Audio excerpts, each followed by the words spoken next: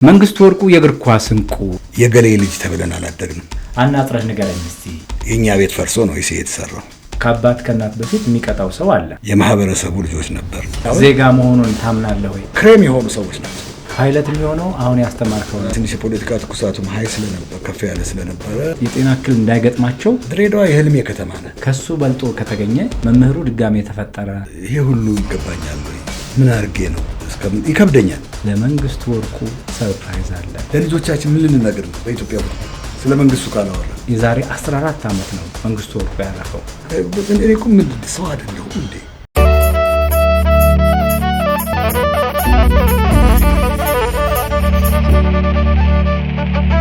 ከማለዳ እስከ ምሽት ከምሽት እስከ ንጋት ሰላምና ጤና ከእናንተ ጋር ይሁን። ይህ አዲስ ምዕራፍ ፖድካስት ነው። የዛሬው እንግዳችን እጅግ የተለየ ሀሳብ ያለው ሰው ነው።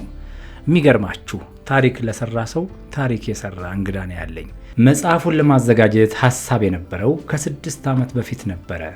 በተለያዩ ምክንያቶች ቢዘገይም ዛሬ ግን በልጁ በዳዊት መንግስቱ ወርቁ አማካኝነት የመንግስቱ ወርቁ ታሪክ ዳግም ትንሣኤ ኮሚቴ ሲቋቋም የመጽሐፉን ስራ እንደገና እንዲጀመር እድል ፈጠረልኝ ይላል የዛሬው እንግዳችን ዶክተር ሰለሞን በርሄ። መጽሐፉን በአይነቱ ለየት የሚያደርገው በምርምርና በተለያዩ ግብአቶች የተካተተ ከመሆኑም በላይ ከባለታሪኩ መንግስቱ ወርቁ አንደበቶች ወጡ ቃላቶችም አሉበት ይለናል። ከዚህ በተጨማሪም አብሯቸው የተጫወቱ ጓደኞቹ፣ ያሰለጠናቸው ተጫዋቾች፣ የሥራ ባልደረቦቹ፣ ጓደኞቹ፣ ቤተሰቦቹ ሁሉም ምስክርነት የሰጡበት ድንቅ መጽሐፍ ነው ይለናል። መንግስቱ ወርቁ የእግር ኳስ እንቁ የተሰኘው መጽሐፍ ለታሪክ ሰንዶ ያስቀመጠልን እንግዳችን የዛሬው ዶክተር ያኔው ጨቅላ በ1950 ዓ.ም በአዲስ አበባ ከተማ ዘውዲቱ ሆስፒታል ውስጥ ማራኪና በግጥምና በዜማ የተዋበ በስነ ጽሑፍ የተከሸነ ድምፅ በሆስፒታሉና በአየር ላይ ናኘ። ይህ ህፃን ሲወለድ እሱ ሐኪም መሆኑን ሲያውቅ ለሐኪሞች ሳያስቸግር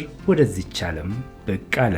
የዛሬው እንግዳችን ዶክተር ሰለሞን በርሄ እዚሁ አዲስ አበባ ከተማ አድጎ በልጅነቱ ከየኔታ ስር ቁጭ ብሎ ከጓደኞቹ ጋር ግዕዝን ሲማር አደገ። አንደኛ ደረጃን አመርቂ በሚባል ሁኔታ ተምሮ ሁለተኛ ደረጃ ላይ ሲደርስ 11ኛ ክፍል ላይ ተአምር ሰራ። እሱን ከራሱ አንደበት እንሰማዋለን። የከፍተኛ ትምህርቱን ጎንደር በመሄድ ሕክምና ሳይንስ ያጠና ሲሆን 2 የመጀመሪያ ዲግሪዎች፣ 4 የሁለተኛ ዲግሪዎችን፣ 1 ፒኤችዲ ያለው በጣም እንቁ ሰዋችን ነው።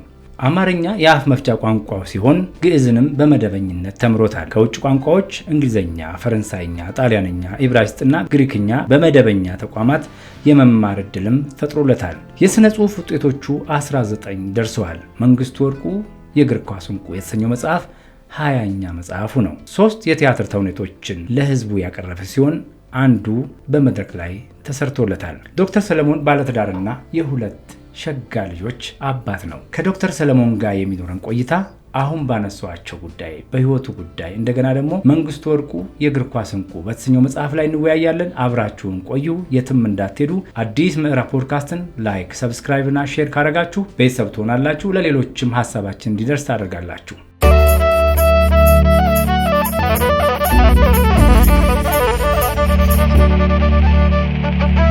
ዶክተር ሰለሞን ስለመጣ እጅግ በጣም ደስ ብሎኛል። እኔም ደስ ብሎኛል፣ በጣም ደስ ብሎኛል። ቀደም ብዬ በደንብ ባውቃቸው ደስ ይለኝ ነበር ብዬ ከማስባቸው ሰዎች ውስጥ ነውና ያለው አዲስ ምዕራፍ ፖድካስት እንግዶቹን ሁል ጊዜ አክብሮ ነው የሚጀምረው። ለሰጠህን ጊዜ በሰዓት ነው የተገኘህልን።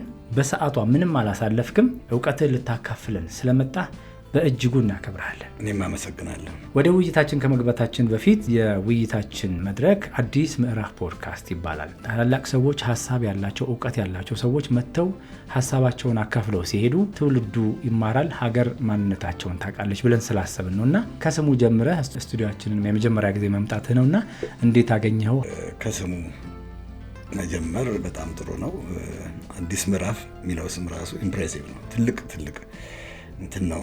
ያው ምዕራፍ ማለት ማረፊያ ነው። ስለዚህ እኛም ይኸው መተን አርፈንበታል ማለት ነው። በጣም የሚያስደስት ነው። ያየሁት ነገር ሁሉ ከአቀባበል ጀምሮ ጥሩ ኢትዮጵያዊ ጨዋነትን አይቻለሁ። ሴቲንጉ፣ አወቃቀሩ አሁን ገና ማየቴም ቢሆን ስሜት የሚሰጥ አትራክቲቭ የሆነ ደስ የሚል ኢንቫይሮንመንት ነው ያየሁት። በጣም አመሰግናለሁ። ዶክተር ግዕዝ ትችላለህ? ተምረኸዋል በስነ ስርዓት። እንደምን አደርክ በለኝ እስቲ በግዕዝ። ፉሃ አድርገ እግዚአብሔር ይሰባ። በጣም ትክክል፣ በጣም ትክክል። መልካም ዶክተር፣ መቼም እንግዲህ የአዲስ ምዕራፍ ፖድካስት ታዳሚዎቻችን ትልልቅ ሰዎች ሀሳባቸውን ሲሰጡ ረጅም ሰዓት ቁጭ ብሎ የነሱን የትምህርት የህይወት ልምድ ማየት ይፈልጋሉ። ግን መነሻችን ሁልጊዜ ለዛሬ ማንነታችን የሚጠነሰሰው ልጅነት ነው ብለን እናስባለንና እስጢፋኖስ ጀርባ ኢሲያ አካባቢ የነበረው ልጅነትን እስቲ እንደው አስኮምኩመን ቆንጆ አድርገህ ንገረን። እሺ፣ እግዚአብሔር ይስጥልኝ። እድገቴም ውልደቴም ኢሲኤ አሁን የተሰራበት ቦታ የኛ ቤት ፈርሶ ነው ኢሲኤ የተሰራው፣ እዛ ላይ ነው። ዳዊት ያስደገሙኝ የኔታ አፈወርቅ እግራቸው ስር ቁጭ ብዬ ከፊደል ጀምሮ እስከ ዳዊት ደገማው ድረስ ያስተማሩኝ የእስጢፋኖሱ ካህን የኔታ አፈወርቅ ነበሩ።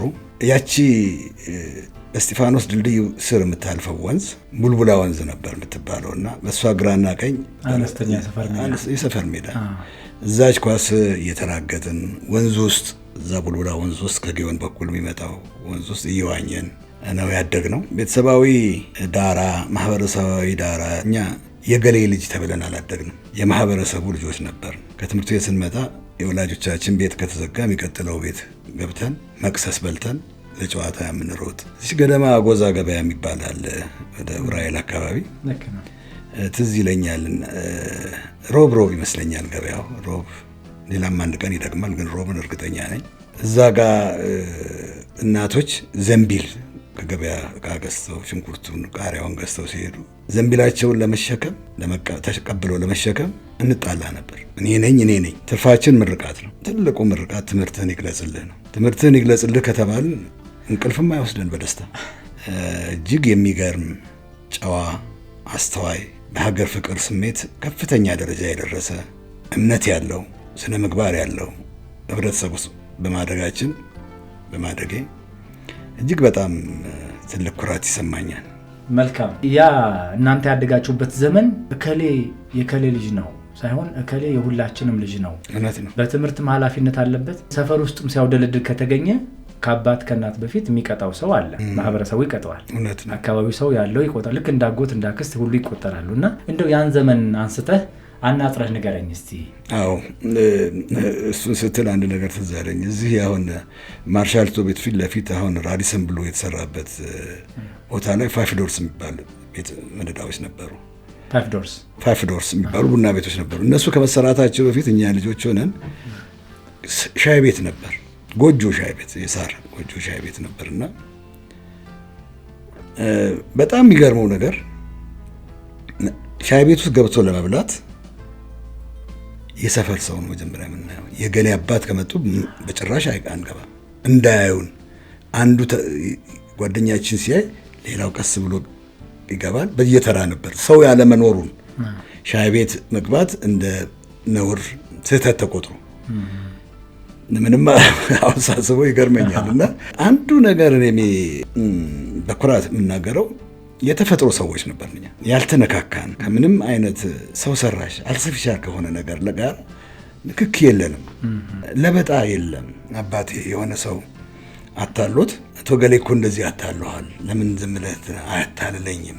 እንዲህ አታለዋል አያታልለኝም ስል ስማኝ፣ ለምን አያታልልህም ስለው እጄን መጥቷል እኮ ነው ያለኝ። እጅ መምታቱን እንደ ማህተም ነው የቆጠረው። አብረን በልተን ቃል ኪዳን ነው። አብረን በልተናል፣ እጄን መጥቷል። ትልቅ ቃል ኪዳን ነው። እኔ ከዛ በኋላ የምናገረው ጠፋኝ። እምነቱን አሳየ፣ በሰው ላይ ያለውን እምነት አሳየ። እንዲህ አይነት ባክግራውንድ በጣም ይሄ እኮ ሊታሰብ የሚችል አይደለም። አሁን ሁለቱም አያቶቼ ነበሩ ቤታችን ውስጥ የኖሩበት ጊዜ ነበር። ሁለቱም የእናቴ አባትና የአባቴ እናት እኛ ጋር የኖሩበት ጊዜ ነበር። የምንተኛው ተረት እየተነገረን ነው። ተረቱ እንቅልፍ ማምጫ ነው። ነገር ግን እዛ ውስጥ ያለው እውቀት፣ እዛ ውስጥ ያለው አስተዋይነት፣ ዊዝደም አንዳንዶቹን ወደ ኋላ ሄጄ ሳስባቸው ይገርመኛል። እያስተማሩን ነበር የሚያስተኙን። የአሁኑ ልጆች ትውልዱን መውቀስ መፍትሄ አይሆንም። እኛ ምን ሰራንለት ነው፣ እኛ ምን አቆየንለት ነው። ያልተዘራ አይበቅልም። የሰጠነውን ነው ይዞ የሚነሳው እና እንዲህ አይነት ዲክላይን፣ እንዲህ አይነት ሰፊ የሆነ ሪፍት ሸለቆ የማህበረሰባዊ ልዩነት ሊፈጠር የቻለው ማዕት ነው። ምክንያቱ እነኚህን ምክንያቶች የተለያዩ ምክንያቶች ማጥናት። ሀገር የሚገነባው ከቤተሰብ ነው። ቤተሰቡ ወላጁ ለልጁ ምን ነገረው? እኔ አንድ ጊዜ አሁን በቅርብ ሞተ ጓደኛዬ ዮናስ ዘውዴ ይባላል እና አቶ ዘውዴ ከስራ መጥተው እኔና ዮናስ ተደባድበን፣ አሁን አረፈ በቅርቡ፣ ተደባድበን ዮናስን መጥተው ደብድበውት ሄዱ። ከዛ የኔ አባት ከስራ ሲመጣ ሰለሞንና ዮናስ ተደባድበው አቶ ዘውዴ መጥተው ዮናስን ደበደቡት ሲባል ቀጥታ እሳቸው ጋር ነው ሄደው። ከዚህ በኋላ እኔ እናንተ ጉርብትና ወንድምነትም የለንም፣ ያንተን ልጅ መተህ የኔ ልጅ ለምን ታውቀው? ልጅህ ባይሆን ነው እንደ ልጅ አታየውም ማለት ነው። እንዲህ የሚል ማህበረሰብ ነው የነበረን። ሳይጻፍ የተስማማበት ያልተጻፈ ነገር ግን የጋራ መግባባት ያለው አስተሳሰብ ነበርና እኔ አሁን ይገርመኛል። ልጄን አትንካብኝ ነው አሁን የሚባለው። ልጄን አየህብኝ ነው አሁን የሚባለው። ቡና መጠራራቱ የነበረው ማህበረሰባዊ ቅርርብ ተአምር ነው እኮ። ወደ ቀበሌ 23 መናኸሪያ አካባቢ ካዛንቺስ የእናቴ ጓደኞች ነበሩ፣ ሙስሊሞች ናቸው። ወሊ መሐመድ ሰፈር የሚባላልና እዛ ተወስደኝ ነበር በሙስሊሞች በዓል እና እሷ ምንድናት ምናምን ስል እህቴ፣ እችኛዋም እህቴ እና ብዙ አክስቶች ያሉኝ አድርጌ ነው የምቆጥረው እና እህቶቿ ነበር የሚመስሉኝ። ሃይ ስኩል ከገባ በኋላ ነው ጓደኞቿ መሆኗን እንኳን ያወቁት። ምንድነው እዛ ትውልድ ላይ ያልተዘራ ደግ ነገር፣ በጎነት፣ ለተቸገረ መርዳት፣ ያንን ይዞ ያደገ ልጅ አብዛኛው የኔ ትውልድ በህይወት ያሉ ሰዎች ደህና ቦታ ላይ ነው ያሉት፣ ራሳቸውን የቻሉ ናቸው። ለምን መንገዳቸው አልተበላሸ? መንገድን የሚያሳይ ቤተሰብ፣ ማህበረሰብ ስላለ ነው። ቤተሰብ ላይ ያልተሰራ ሀገር፣ ቤተሰብ የተቀደሰ ተቋም ነው። ይሄ ተቋም ግላዊም ነው ማህበረሰባዊም ነው። ሶሺዮሎጂካሊ ሲታይ ግላዊም የሆነው የእነኛው ሰዎች ይሆናል። ማህበረሰባዊም የሆነው ደግሞ ሀገርን ለመገንባት የሚያገለግል ተቋም በመሆኑ ነው። በሚገርም ሁኔታ ልጆቻችንን ማሳደግ፣ በስርዓት ማሳደግ ካልቻልን ዋጋ ያስከፍለናል። በሀገር ደረጃ ዋጋ ያስከፍለናል። በማንነት ደረጃ ዋጋ ያስከፍለናል። ይሄው እያስከፈለንም ነው፣ የምናየው ነው። ምን ነገርከው ለልጅህ ነው? አስተማሪ እንዳይነካ ብለው እኮ የሚላክበት ዘመን ነው። አስተማሪ እኮ አባት ነው። አባት ደግሞ በገደብ አይኖርም። ልጅህን እንደዛ ብለህ ስትነግረው ሆስቲሊቲ ነው፣ ጥላቻ ነው እያስተማርከው ያለው። እንዴት አድርጎ ሰውን እየፈራ እንዲያድግ፣ ተሸማቆ እንዲያድግ ውስጡም ላይ ገባው ይችላል ትምህርቱ። ምክንያቱም ቅድም ያነሷቸው ኔታ አፈወርቅ ያልኩት ማስብ የነበረው እሳቸውን ለመሆን ነበር። ያው በዛ የምታያቸው ሞዴል እሳቸው፣ ምክንያቱም ሞዴል እሳቸው ስለነበሩ እሳቸውን ወድ ስለነበረ ትምህርቱን እወደዋለሁ። ሰውየውን የምጠላበትን፣ አስተማሪህን የምጠላበትን ሳብጀክት ትምህርት አትወደውም። ስለዚህ በኋላ ደግሞ እያደግኩ ሴት ባዮሎጂ ነው። ባዮሎጂ መምህራኖቼ በአጋጣሚ የተማርኩት ከ1ኛ እስከ 12ኛ ኮከበ ጽባህ ነው። ህንዶችም ነበሩ፣ አበሾችም ነበሩ። አብርሃም ብርሃኔ እስከ ቅርብ ጊዜ ያየው ነበር ወደ መምህሬን የባዮሎጂ መምህር ከ7ኛ ሳይንስም ባዮሎጂ የሚያስተምር እና እነሱም መሆን ነው። አሁን እኮ ሞዴል አጣን። በአርአያነት የምንጠቅሰው እገሌን ብሆን ባይዘወይ በኋላ እመጣበታለሁ። መንግስት ወርቁ አልተደገመም። መንግስት ወርቁ የዛሬው ትልቁ ሙሽራችን ነው፣ የምናነሳው ነው። አለመደገሙን በደንብ አስመረህ እንድትነግረኝ ይፈልጋለሁ። ትንሽ እስጢፋኖስና ኮከበ ጽባህ ጋር ትንሽ ልቆይና፣ እስጢፋኖስ አካባቢ እንደምታውቀው ያቺ አካፋይ ወንዝ አለች። እዛች ቦታ ላይ ተዋኙ ነበር በልጅነታችሁ። ጭቃ ነበር እንደምታውቀው፣ አቧራ ጭቃ ሲሆን እዛው ተንቧጭራችሁ ቤተሰብ ጋር ትሄዱ ነበረ። ቤተሰብ እንዴት ነበር የሚቀበላችሁ? ያ ትዝታስ ምን ይመስል ነበር? እዛ አካባቢ ስታርጉ የነበረው የጓደኝነት ፍቅር፣ ተደባድባችሁ መደሳችሁ አንድ ላይ መብላት፣ ውሃው መደፋፈቅ ነበርና እስቲ እሱን አጫውተኝና ወደ ኮከበ ጽባህ። የሚገርመው ነገር ኖቶሊ የደፈረሰ ውሃ ብቻ አልነበረም። ከጊዮን የሚመጣም ሽንት ቤት ነበር ከውሃው ጋር ተቀላቅሎ ይመጣል። እዛ ውስጥ ነው የምንዋኘው። እና እኔ መጀመሪያ ላይ ትንሽ ወደ ኳሱ አደላለሁ እንጂ ዋና በኋላ ጎብዣለሁ። በልጅነት እድሜ ግን ዋና ጥሩ አልነበርኩም። እና ጓደኞቼ ሲዋኙ በደንብ እኔ አልዋኝም። ሙሉ ልብሴን ለብሼ ውሃ ውስጥ ቁጭ እላለሁ በእልህ። ለምን አልዋኝም? ፍርሃት ነው ምንም ነው። እና ከነ ልብስ ከዛ ልብሳችንን አውጥተን ሜዳ አለች ትንሽ ሜዳ፣ እዛ ላይ እናሰጣታለን። አስተን ሲደርቅልን ነው። አንድ ወላጅ ካየ እዛ ጋር በጣም ትልቅ ችግር ነው የሚፈጠረው። ተደብቀን ነው ያንን ዋና የምናደርግ የነበረው እና አብዛኞቹ የሰፈሮቼ ልጆች አብሮ አደጎቼ ይማሩ የነበረው አስፋ ወሰን ነው። የሚገርም ነገር እኔና እህቴ ግን የምንማር የነበረው ኮከበ ጽባህ ነው። እዛ የተመረጠው የእህቴ ክርስትና እናት እዛ አስተማሪ ስለነበረች ነው። እዛ አንደኛ ክፍል ገባን። የሚገርም ነገር ባይዘዌ ሁለተኛ ክፍል ስንሆን እንግሊዛዊት ነበረች እንግሊዘኛ የምታስተምረን ኔቲቭ እንግሊሽ ብሪቲሽ ሚስ ብሌክ ትባላለች። ብታጠፋም ብታለማም በእንግሊዝኛ ስለምታናግርህ እንግሊዝኛውን ለማወቅ የሚኖር ትልቅ እድል ይሰጣል። በጣም ትልቅ እድል ነው። ኮከበ ጽባህ በነገራችን ላይ ትልልቅ ኢትዮጵያውያን በየትኛውም በውትድርናውም በሕክምናውም አሁንም ያሉ ያለፉም በስነ ጽሁፍም በጋዜጠኝነትም ፓዮኒር የሆኑ ትልቅ ሰዎች ያፈራ ትምህርት ቤት። አንድ ጊዜ እንዳውም ልጆቼን የተቀመጥኩበትን ወንበር ምናምን ወስጄ አሳየኋቸው። ትምህርት ቤት አሳያቸው? እዚህ ጋር ተቀምጬ ተመሪያለሁ፣ እዚህ ጋር ተቀምጬ ተመሪያለሁ እና አበዱብኝ። በጣም ነው የተናደዱት። እንዴት እዚህ ላይ ቁጭ ብለህ ትማራለህ? ምክንያቱም ወንበሩ የተቀደደ ነው፣ ጠረጴዛው የተሰበረ የተቦደሰ ነው። ዋጋ እንደተከፈልላቸው አላወቁም። እነሱ አላዩትም። ያለ እኛ ቄስ ትምህርት ስንሄድ እነሱ ኬጂ ምናምን የዘመኑን እንደ ዘመኑ ነው የሄዱትና ጊዜው የሚሰጣቸው። በጣም ነው። እኔ እንዳውም ያሰብኩት እነሱን እዛ ጋር ፎቶ ላነሳቸው ነበር ያሰብኩት። በጭራሽ እዚህ ላይ አንቀመጥም ነው ያለ እና እንደዚህ ከ1 እስከ 12 እንደዚህ ድንጋይ ላይ ቁጭ ብለን ነው የተማርነው። ኮከበ ጽባህን ግቢውን የማየት እድል አጋጥሞኝ ነበርና አለው ካሪዝማ፣ ግርማ ሞገሱ አለ። አሁንም ድረስ የሆነ ነገር እንዳለ ያስታውቃል እና በጣም የተለየ ነው። የተለየ ነው። ምንም ጥያቄ የለውም። እንዳሁኑ እንግዲህ ሳናረጅ ልጅ ሆኜ በጣም ፈጣን ነበርኩ። እሳት በቃ የማይጨበጥ እና የምወደው እግር ኳስ ነው። ከስፖርት አይነት እኔ ሌላ ስፖርት ያለም አይመስለኝም። ምናልባት አባትህ አሽኮኮ እያሉ መንግስቱ ወርቁ እንድታይ ስቴዲየም ይዘው ስለሚገቡ ይሆን? ትክክል ነው። የእሱ ተጽዕኖ ነው እና ይሄ ነው ቡድናችን፣ ይሄ ነው ጊዮርጊስ የሚባለው፣ ይሄንን ነው እኛ የምንወደው። መውደድ ያለብህ እየተባለ ያደገ ልጅ ከእግር ኳስ ሌላ ሊያስብ አይችልም እና ትምህርት ቤት ውስጥ ጫወት ነበር በደንብ ኳስ። በአጋጣሚ ደግሞ የሚገርመው ነገር እነ ንጉሴ ገብሬ እነ ይበቃል ገብሬ የመሳሰሉ ድንቅ ለብሔራዊ ቡድንም ለክለባቸው ትልቅ እንትን ያቆዩ እነ ገዛኸኝ ማናንዘዋል የመሳሰሉ ትልልቅ የእግር ኳስ ተጫዋቾች ነበሩበት። እኔና ይበቃል ገብሬ አሁን አርፏል። በዋንሲ አብረን የገባ ነው። ንጉሴ ኮከበ ጽባህ ነበር። ንጉሴ በአጋጣሚ እዚህ መንግስቱ ወርቁ የዳግም ትንሣኤ ኮሚቴ ውስጥ ከንጉሴ ጋር አብረን እየሰራን ነው።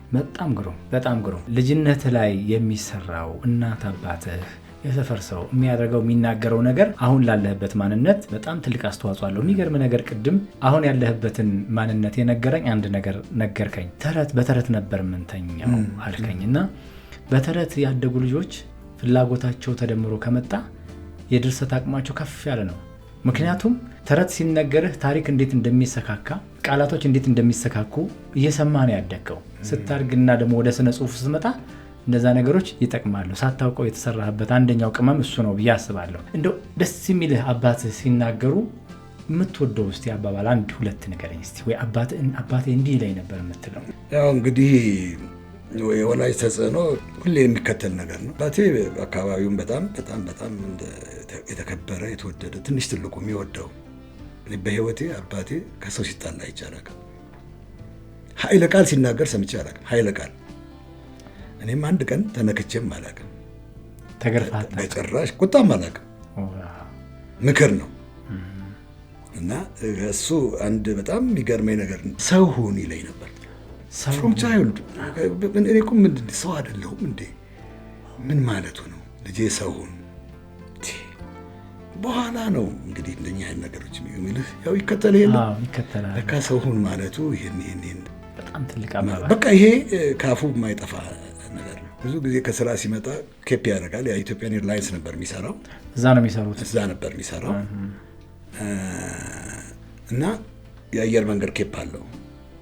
እኔን ከጓደኞቼ ጋር ኳስ እየተጫወቱ ከመጣ ጓደኞቼን ኬፑን አንስቶ ሰላም ብሎ ነው የሚያልፈውና እኔ እናደድ ነበር።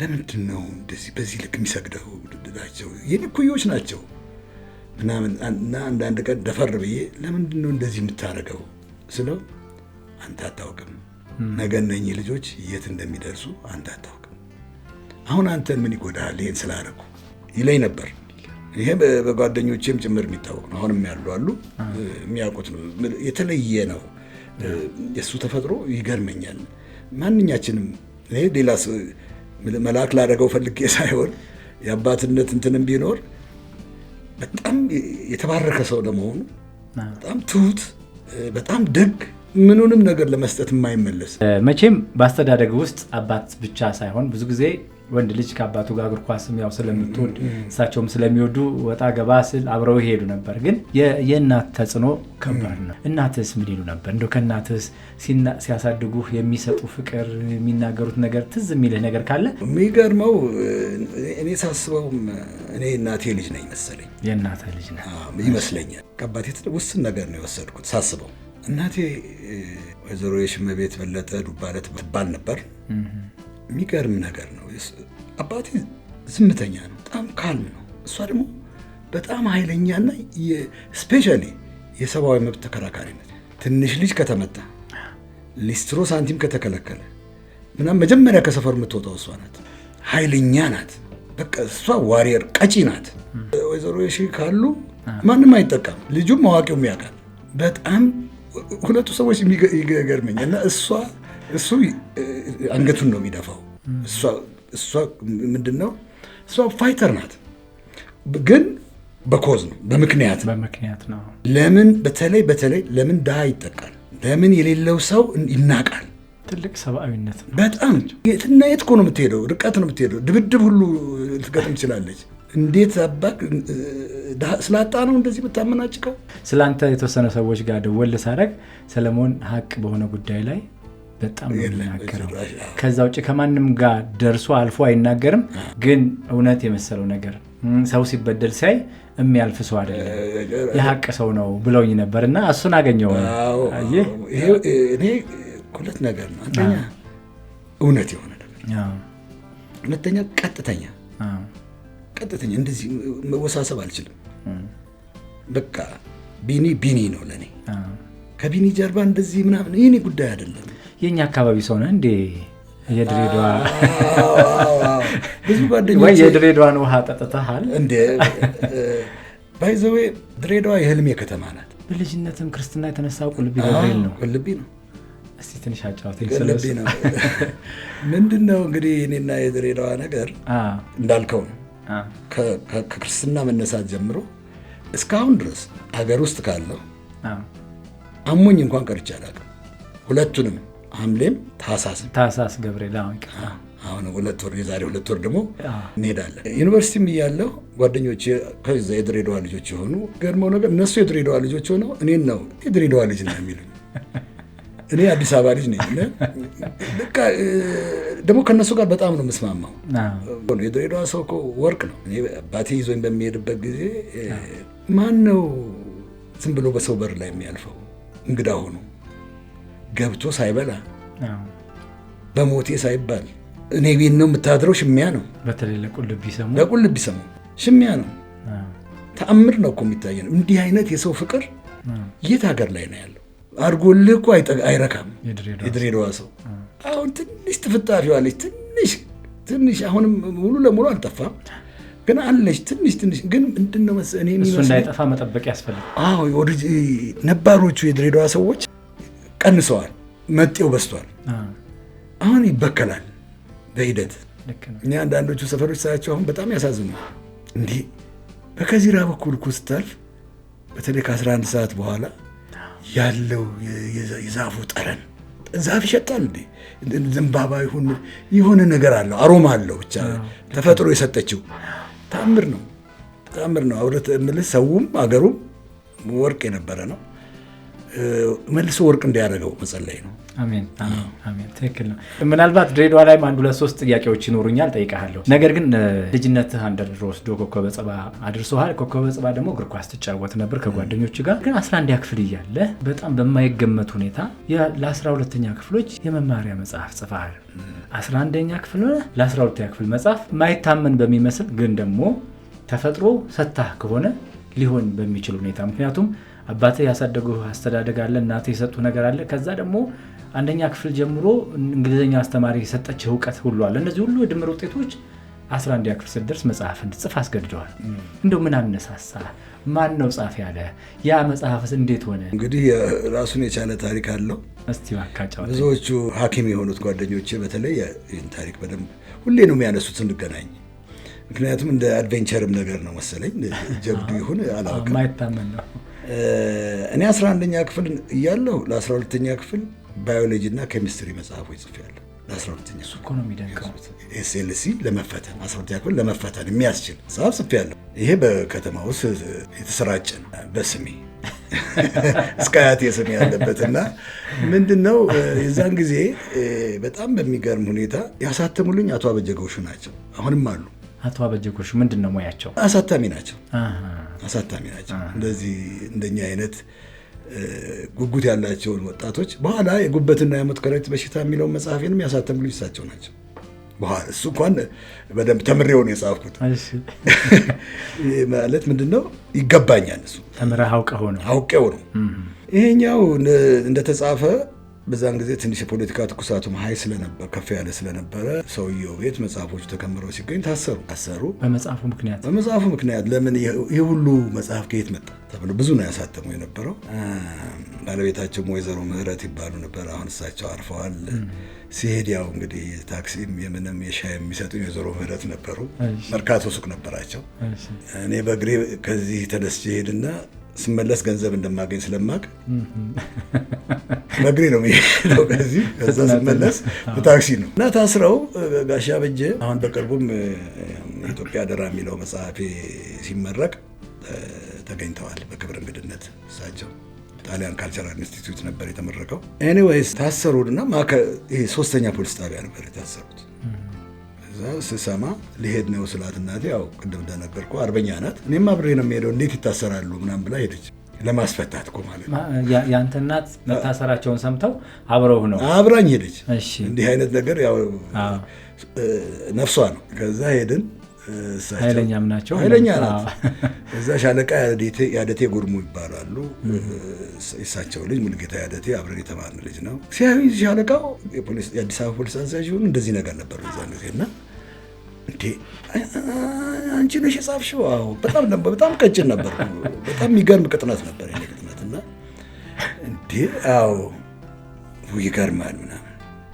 ከዛ የጻፈውን አምጡ ተብለው ነው እሳቸው የታሰሩት የጻፈውን አምጡ ነው እና ሄድን። ይዘናቸው ወጣን። ጋሻ በጀ በምን አሳመንካቸው አንተ? ምክንያቱም ልትታመን ማትችል እድሜ ላይ ነው ያለው። እሷን እንግዲህ ያው ይቅር ይበለኝ አንዱ ውሸት ዋሽቻለሁ። ምንድነው የዩኒቨርሲቲ ተማሪ ነኝ አልኳቸው። ስለዚህ ለታናናሾች እሳቸው ምን ትናና ነው ዩኒቨርሲቲ እኮ ክላስ 12ኛ በጽፍ ብዙ እንትን አይደለም 11 ሆነ ሴት ጽፍ ነው የማይመስለው እና የዩኒቨርሲቲ ተማሪ ነኝ አልኳቸው። ተቀበሉ። ሰውየው ልጃቸውንም አነሳሁላቸው። አሁን ይኑር አይኑር አላውቅም። ሙልጌታ ያደቴ ይባል ነበር። ለፖሊስ አዛዡ ኮከበ ጽባ አብረን ተምረናል። አቶ አበጀ በፒጃማቸው እንደተፈቱ ጋቢያቸውን ለብሰው ይዘናቸው ወጣን። ወደ ቤታቸው ሄዱ። ክፍተቱ ተሰምቶ ነው አንተ ኬሚስትሪና ባዮሎጂ የጻፍክላቸው ለ12ኛ ክፍል ክፍተት አለው ብለህ አስበህ ነው ወይስ ያልደረስክበትን እውቀት መጻፍህ ገርሞኝ ነው? ምንድነው እኔ ከ9ኛ ክፍል ጀምሮ ለ12ኛ ክፍል እዘጋጅ ነበርና ያለኝ ክምችት ፈተናው ከሚጠይቀው በላይ ነው። እንደነገርኩ መጽሐፍ ፈልጌ አላጣም። ከቤተሰብ ይገዛሉ እና ቀድሜ ነው የሚሄደው።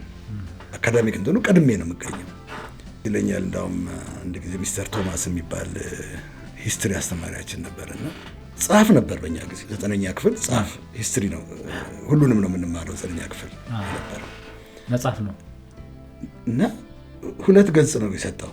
እኔ ወረቀት ጨምርላለሁ ባይዘ ወይ ሚስተር ቶማስ ሂስትሪ ያስተምሩኝ አማርኛው ከመንዜ ይበልጣል አማርኛ ሲናገር።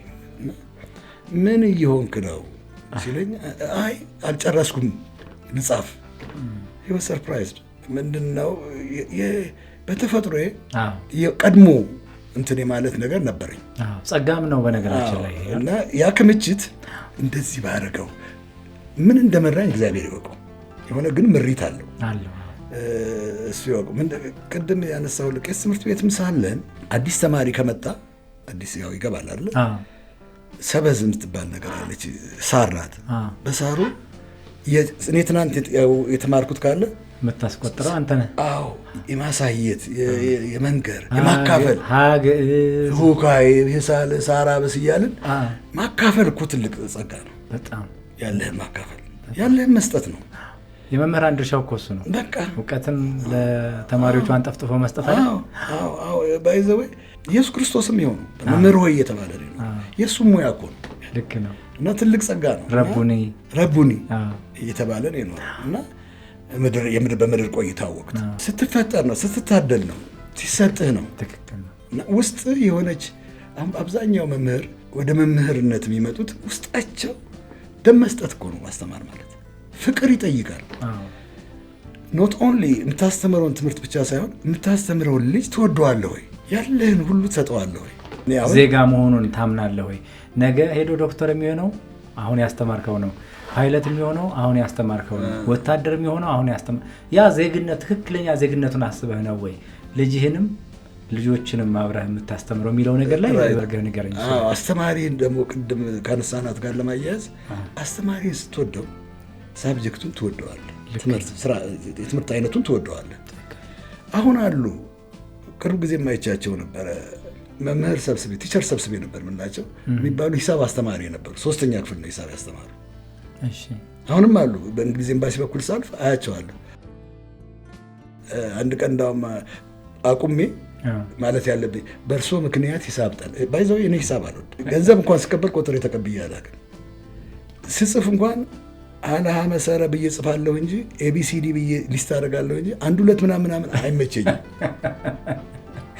በሳቸው ምክንያት ነው ይሄው። ገርፈውህ ነው ማባዛት አቃተኝ። 4 መደብ ሲያቅተኝ የመቱኝ ማንጠግቦሽ የምትባል መግረፊያ ነበረች። የመቱኝ ምት ማንጠግቦሽ መስማል ላስቲክ ናት እና በጣም ታማለች። በጣም ወፍራም ላስቲክ ነው እና በዛ የመቱኝ ምት እስካሁን ያመኝ። ጎንበስ ስትልና መቀመጫን በዛች በማንጠግ ተማሪ ፊት ነው። ለዛ ተማሪ ፊት ነው። እሱ ነው ትልቁ የኛ ቅጣት። ቶርች ያደርጋል። እንዴት እኔ እልሃላ ይሄው እስከዛሬ ሂሳብ ትምህርት ጠልቼ ቀረሁ። የሚገርም ነገር አንድ ቀን እዛው እንግሊዝ ኤምባሲ ሲያረቡ አግኝቻቸው ቸር ሰብስቤ ያልኳቸው መኪናዬን አቁሜ አቤት እንደው በእርሶ ምክንያት ሂሳብ ጠልቼ ልቅር ምናምን አልኳቸው። ይሄ ሌባ የድሮው ናቸው። ስቲል ቀጪ መንፈስ ነው ያላቸው ስቲል እና 1 2 3 ዓመት ሆነ መሰለኝ ካየኋቸው። እንደዛ ነው። አሁንም ድረስ እንትናቸው አለ። እንትን ነው ይሄ ነው በጣም የሚጣፍጥ ትዝታ ወደኋላ ተመልሰን እንድናጣጥመው የሚያደርገውና ልክ ነው።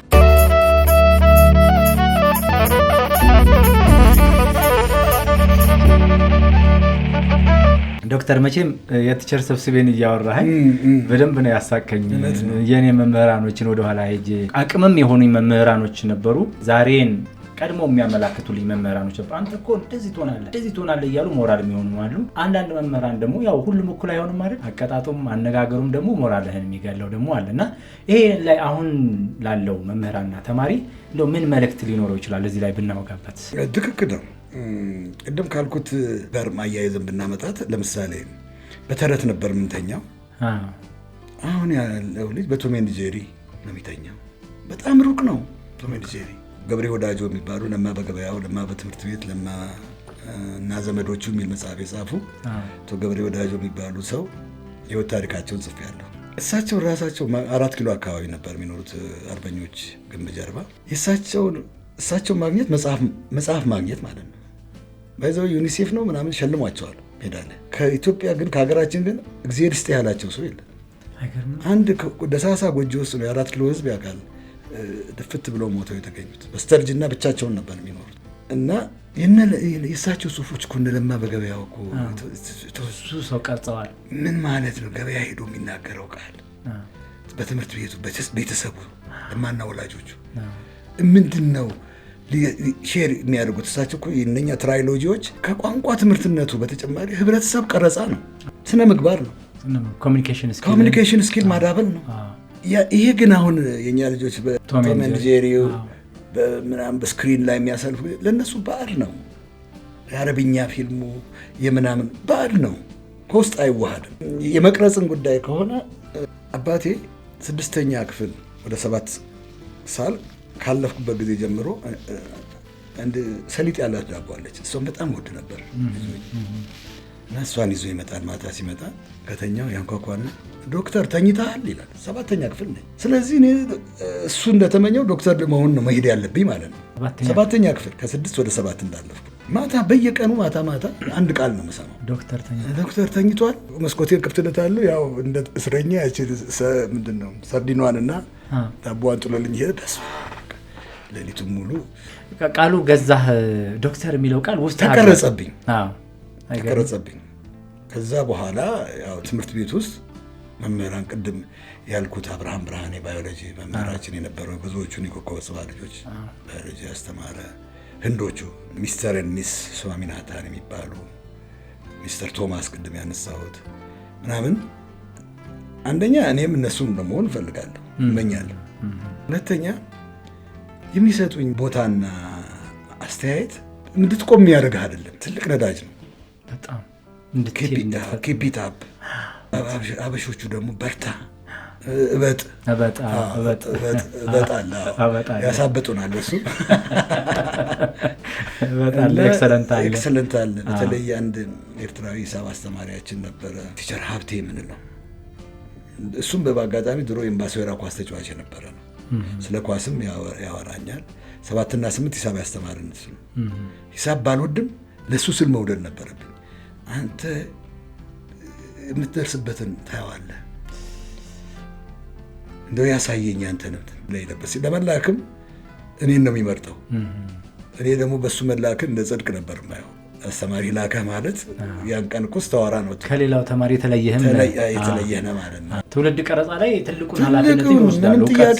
ጥያቄ የለውም። ካጣመሙት ተጣሞ ነው የሚያድገው። ጥያቄ የለውም። በጣም ዶክተር እንደው ኮከበ ጽባህ በነበር ጊዜ በጣም አስገራሚ ነገር 11ኛ ክፍል ሆነ ለ12 የጻፍከው ነገር ለ12ኛ ክፍል መፈተኛ ሆኗቸዋል። የታሪክ አጋጣሚ ሆኖ ደግሞ 12ኛ ክፍል ስገባም አንተ በራስህ ጽሁፍ ነው የተፈተንከው። የራሴን ጽሁፍ ነው አንብቤ የገባሁት። የራስህን ጽሁፍ እነሱ ነገሮች ላይ መምህራኖችስ እንደው በዛ በኬሚስትሪና በባዮሎጂ ውስጥ ያሉ መምህራኖች ይሄን ጽሁፍ በመጻፍህ ምንድን ነው የሰጡት ነገር? በጣም ጥሩ እንትን እንዳለኝ ያውቃሉ። ቀድሜ ነው የምሄደው እንደነገርኩ እና ይሄ መጽሐፍ የሚገርምህ ባዮሎጂውን የዛሬ 10 ዓመት ገደማ ከጊዜው ጋር አፕዴት አድርጌ ከረንት ካሪክለምም አካትቼ ከረንት ባዮሎጂ ተብሎ ድጋሚ ታትሟል። በትምህርት ሚኒስቴር ኖ በራሴ ነው ያሳተምኩት። ግን ጃፈር ጋር ብዙ ሲሸጥ የኖረ ነው። አሁን የለም። ብዙዎቹ መጽሐፎቼ የሉም፣ እኔም ጋር የሉም እንኳን ገበያ ላይ። ለምንድን ነው ግን የሌለው? እኔ ችግር አለብኝ። ቅድም እኮ ያልከው ነገር ነው። አሁን አንተ ቤት ከመጣህ የመጨረሻው መጽሐፍ ሰጥቼህ ነው የምትሄደው። ቤት የመጣ ሁሉ ይዞ ነው የሚሄደው። ስለዚህ ቀሪ ማስቀመጥ ነገር የለም። ብዙ ደራሲዎች እንደዛ ናቸው። ዲቃላው የሚለው መጽሐፌ በጣም የምወደው መጽሐፍ ነው። የለም፣ ምንም ገበያ ላይ የለም። ገበያ ላይማ የለም። መምህራኖች ምን አይነት አስተያየት ነው የሰጡ? አሁን ይሄን ጽሁፍ በመጻፍህ የሰጡ አስተያየት ነው። ማትረሳው ቃል ይኖራል እና እሱን አስታውሰኝና ወደ ዩኒቨርሲቲ እኛ መስራት የነበረብንን አንተ ሰራኸው። እኛ ልንሰራ የሚገባን የነበረውን ወይም የእኛን ስራ አንተ ሰራኸው ነው። በጣም ይገርማል። ደግሞ እንደዚህ ሲሆን ነው መምህር እኮ መደሰት ያለበት። ደቀ መዝሙር አገኘ ማለት ነው። በጣም ነበር የሚያበረታቱ በሁሉም ነገር።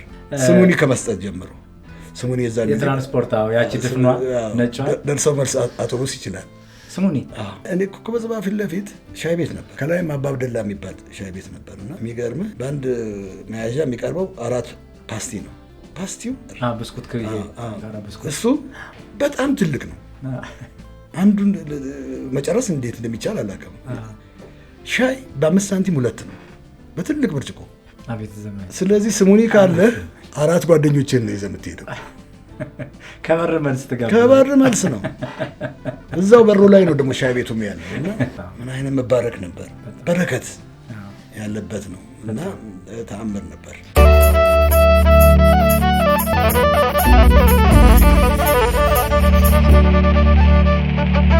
የተከበራችሁ የአዲስ ምዕራፍ ፖድካስት ተመልካቾቻችን የዛሬው እንግዳዬ ዶክተር ሰለሞን በርሄ ነው። በድርሰቱ ዓለም 20 መጽሐፍትን ጽፏል። አሁን ከምናስተዋውቃችሁ መጽሐፍ ጋር ማለት ነው። ሌሎች ማህበራዊ ህይወቱ እጅግ የሚገርሙ ናቸው። መቼም ዝነኛ መሆን ቀላል ነው። ዝናን አስጠብቆ ማለፍ ግን ትልቅ እውቀት ይጠይቃልና ታዋቂው የእግር ኳስ ተጫዋች፣ ታዋቂው የእግር ኳስ አሰልጣኝ ኢንስትራክተር መንግስቱ ወርቁ የእግር ኳስ እንቁ የሚል መጽሐፍ ጽፎልን በሱ ጉዳይ ላይ ልንወያይ የመጣውን ከኮከበ ጽባህ እንውጣና የዩኒቨርሲቲ ቆይታህን ዳሰስ እና ሰብሰብ አድርገህ ንገረኝና ወደ ተገናኘንበት ጉዳይ እንድንሄድ። በውጤቴ መሰረት ጎንደር ሕክምና ሳይንስ ኮሌጅ ሕክምና ለማጥናት በ1973 ዓመተ ምህረት ገባሁኝ። ጎንደር አሁን ጎንደር ዩኒቨርሲቲ የሚባለው እዛን ጊዜ ያኔም ኮሌጅ ነበር ወይስ ዩኒቨርሲቲ ነው? ጎንደር ሕክምና ሳይንስ ኮሌጅ ዩኒቨርሲቲ አይደለም። በአዲስ አበባ ዩኒቨርሲቲ ስር ነበረ።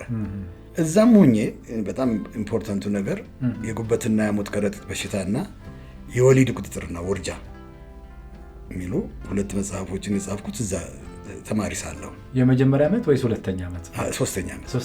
ሶስተኛ ዓመትና 4ኛ ዓመት። እንደ መመረቂያም ቴሲስ የምታቀርበው አይደለም። ቴሲስ የለም። ኤክስተርናል ከውጭ የመጡ ፈታኞች ይፈትነዋል። ከዛ በኋላ እንግዲህ 3ኛ ዓመት ተማሪ እያለ እነዚህን እዛው ዩኒቨርሲቲ ሆነ ጽፈህ ላክላቸው ያውቃሉ። ደግሞ እኔ በገንዘብም ብዙ አላስቸግርም። የሰጡኝ ነው የሚሄደው። ኤኒዌይስ ምንድነው መተኮር ያለበት ነገር ምንድነው? የጽሁፉ ሰንሰለት የት ይደርሳል? ቤተሰባዊ ዳራው ያው ዳዊት ደግሜ ያደግኩ ሲባል ማንነት ገጽ ነው።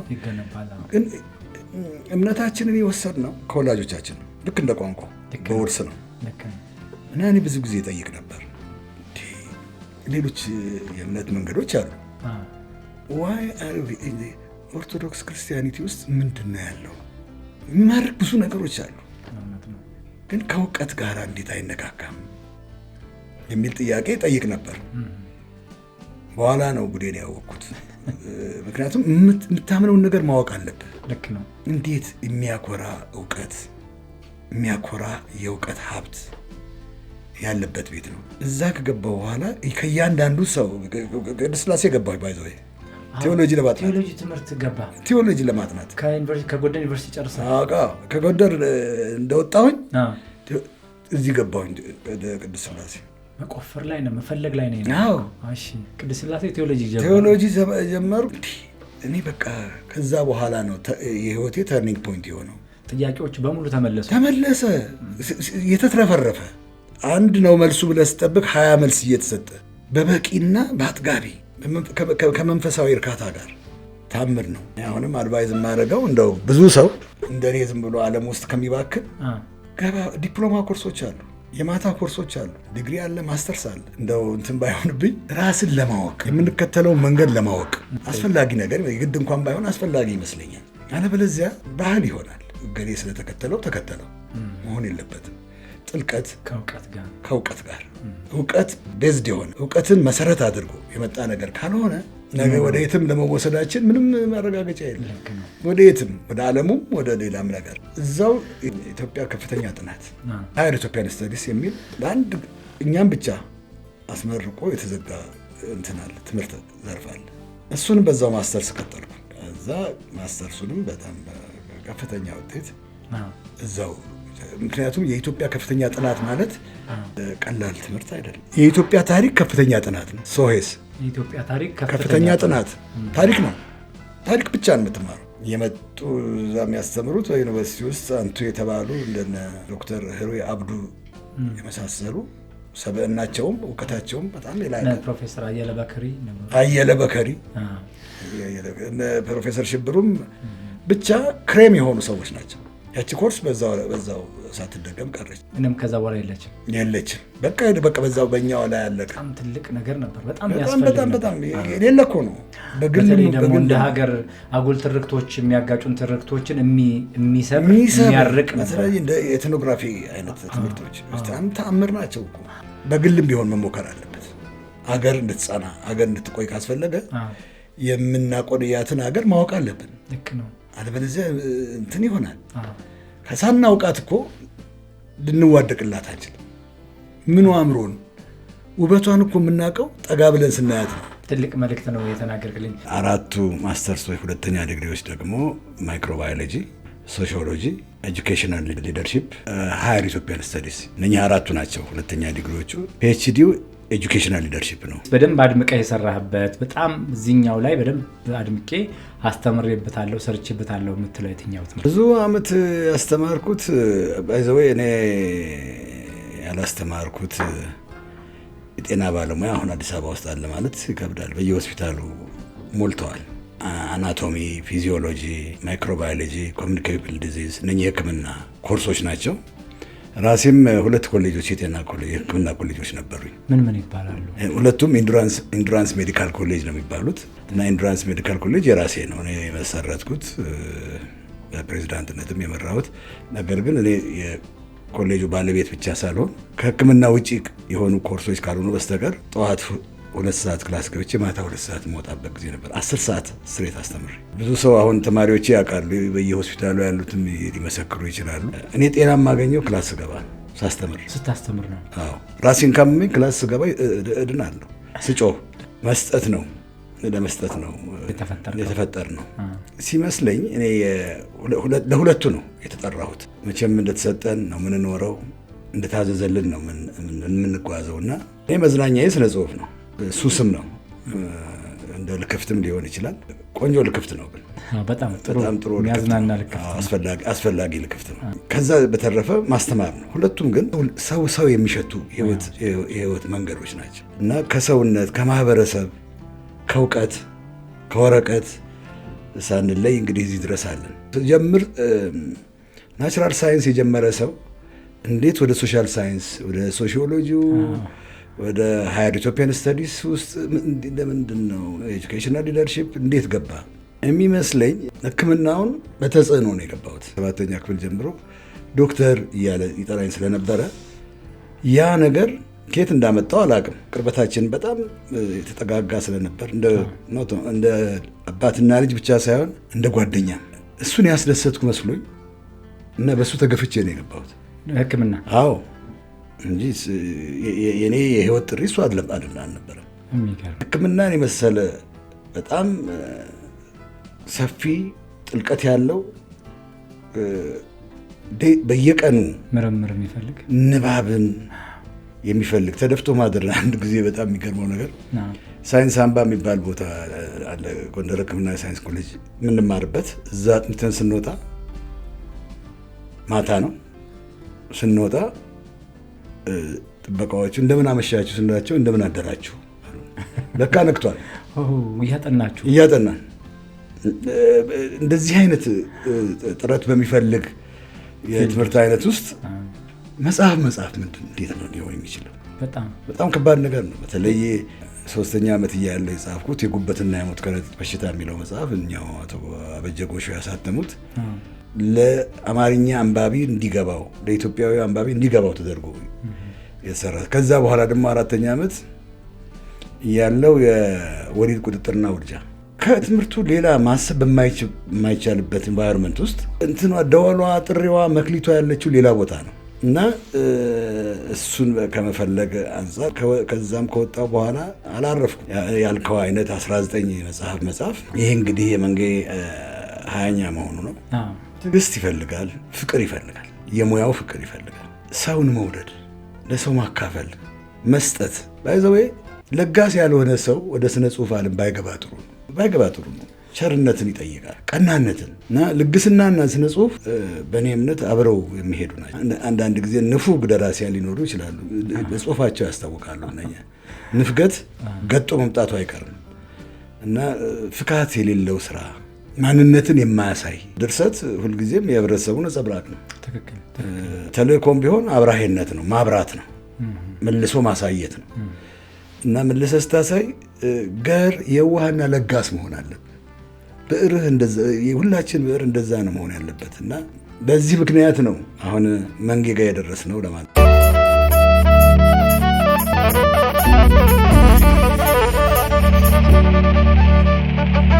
እንዳልከው አንተ ጋር ሳይ ለጋስነትን አሁን በስነ ጽሁፎች ከዚህ በፊት በሰራሃቸው ስራዎች ሁለቱን እንኳን ስጠቅስልኝ ዝም ብሎ ለመዝናናት ብቻ አስበህ አይደለም። ሕክምና ላይ ጤና ላይ እንግዲህ በገና በወጣት በለጋነት እድሜ የዩኒቨርሲቲ ተማሪ ያለ ለሰዎች ችግራቸውን መፍቻ የጤና እክል እንዳይገጥማቸው መፍትሄ የሚሆን መከላከያ የሚሆን ነገር ነው የጻፍከው። ይሄ ከመስጠት መልካም ነገር ከማውረስ የሚመነጭ ነው እና እንዳልከው ውስጥ ስላለ ይመስለኛል። ይሄን ደግሞ ከየትም አታመጣው፣ አስተዳደግ ላይ የተሰራ ነው፣ ከቤተሰብ ላይ የወሰድከው ስለሆነ ይሄ ለብዙዎች የሚጋባ ሀሳብ ስለሆነ እኔም ገዝቼዋለሁ ለማለት ነው። ዶክተር ያስተማርካቸው ተማሪዎች ይኖራሉ። ጉንፋን ቢጤ ይዞ የጤና እክል ገጥሞ ድንገት ወደ ሆስፒታል ጎራ ብለህ ያገኘኸው ያስተማርከው ተማሪ ይኖር ይሆን?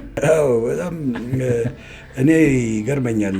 የመጀመሪያ ልጄ እንደተወለደ ቀዳማዊ ይባላል። የመጀመሪያ ልጄ ቀዳማዊ አሁን አሜሪካን ሀገር ነው ያለው። ዳግማዊ ይባላል ሁለተኛውም።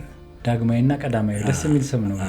እሱ እዛው አብረው ናቸው ያሉት እና የመጀመሪያ ልጄ እንደተወለደ ወሬ ሞላው አይመስለኝም እና ያው በጉጉት የተወለደ ልጅ ስለሆነ ገብርኤል የስለት ልጅ ነው እሱ። እኔም የስለት ልጅ ነኝ ባይዘው እውነት እና ዘውዲቱ ሆስፒታል ምንም እኮ አልሆነም። ትኩሳት ነካው ምናምን ብቻ ብዬ አግለብልቤ ዘውዲቱ ሆስፒታል ወሰድኩት።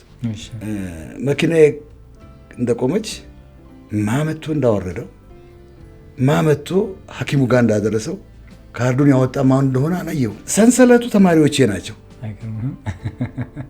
ከመኪና ያወረደችው ወስዳ ስፔሻሊስቱ ጋር የሚያደረሰችው ተማሪዎቼ ናቸው። ሲያገኙኝ መንገድ አያሳልፉኝ። በጉጉት በስስት ስለ እኔ የሚጽፏቸው ነገሮች አንዳንዶቹ በጣም ይገርመኛል።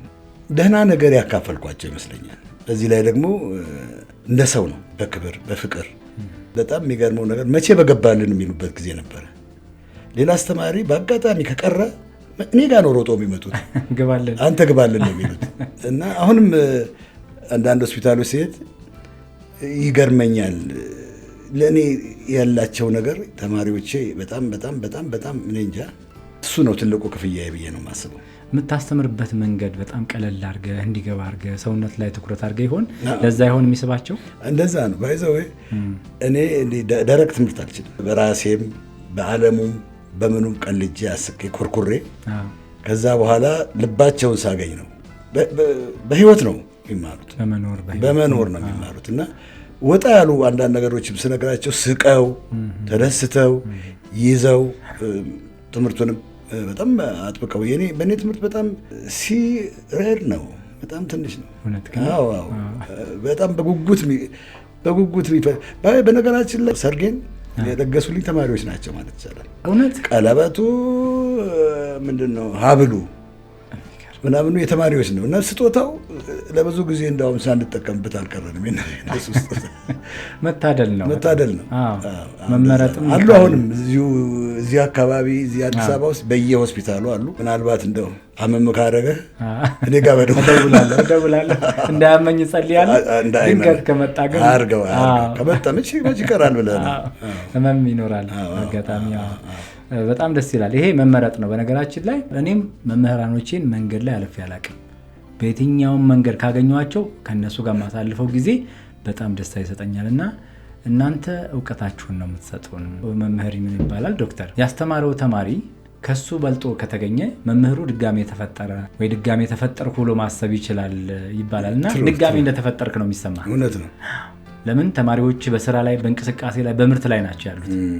በጣም ደስ ብሎኛል ዶክተር። የመምህርና የተማሪ ግንኙነት አሁንም በተለይ በዚህ ሰዓት ላይ ካንተ የህይወት ተሞክሮ ቀነስ አድርገህ አሁን ላሉ ተማሪዎችና መምህራን ግንኙነታቸው የት ድረስ ነው? ለምን ሲያምህ አጠገብህ ከቆሙ፣ ስታገባ አጠገብህ ከቆሙ የሰጣቸው ነገር ብዙ ለየት ያለ ነገር አለ ማለት ነው። ለዛም እኮ አክብሮቱ በጣም ከፍ ባለ ሁኔታ ነው። እኔ እንዳውም አንዳንድ ጊዜ በእውነት ይሄ ሁሉ ይገባኛል ወይ ምን አድርጌ ነው ይከብደኛል።